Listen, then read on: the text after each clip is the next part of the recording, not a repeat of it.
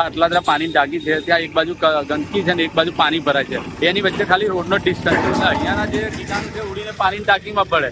પાણીની ટાંકીની અંદર જે પેલા ખુલ્લામાં લોકો પાણી ભરે છે એટલે લોકો ઘરે બીમારી લઈને જાય. એટલે કોર્પોરેશનને કંઈ પડી નહીં, લોકોના સ્વાસ્થ્ય સાથે ચેડા કરી રહ્યું છે. જ્યાં પાણી ભરે છે ત્યાં બી એટલી પારવાર ગંદકી છે અને બાજુમાં જ પંપ હાઉસ છે પાણીનું, ત્યાંથી લોકોના ઘરે પાણી જાય છે.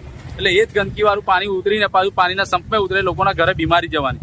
એ લોકોને બીમારીના દવાખાના ચાલવાના જ છે.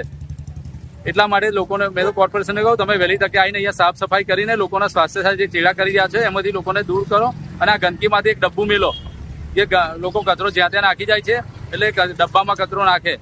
અને લોકોને બી મેં એક સમજ આપવા માંગુ છે, તમે કચરો કચરા પેટીમાં જ નાખો, ખુલ્લામાં ના નાખો. જે લોકોને કોર્પોરેશન છે ને, લોકોના ઘરે પાણી નથી આવતું, લોકો ક્યાં ક્યાંથી ભરવા છે, બિલ રોડ પરથી આવે છે, કલાલી ઉડાના મકાનોથી આવે છે, પછી અહીંયા પાછળ અટલાદરા સોસાયટી છે ત્યાંથી આવે છે, પાણી ભરવા અહીંયા આવે છે. લોકો પાણી ચોખ્ખું નહીં મળતું એટલા માટે અહીંયા ભરવા આવે છે. અહીંયા બી લોકોને બીમારી વાળું જ પાણી મળે છે.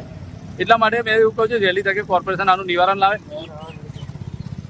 એટલે કચરો જ્યાં ત્યાં લોકો નાખે ના અને કચરાનું ડબ્બું મેકો, એટલે લોકોના બીમારી ના જાય. અને લોકોના વહેલી તકે જે વેચાતા પાણી પીવા પડે છે એની જગ્યાએ હર ઘર નળ યોજના છે તમારી, એને તમે સાર્થક કરો અને લોકોના ઘરે ચોખ્ખું પીવાનું પાણી પ્રોવાઈડ કરો.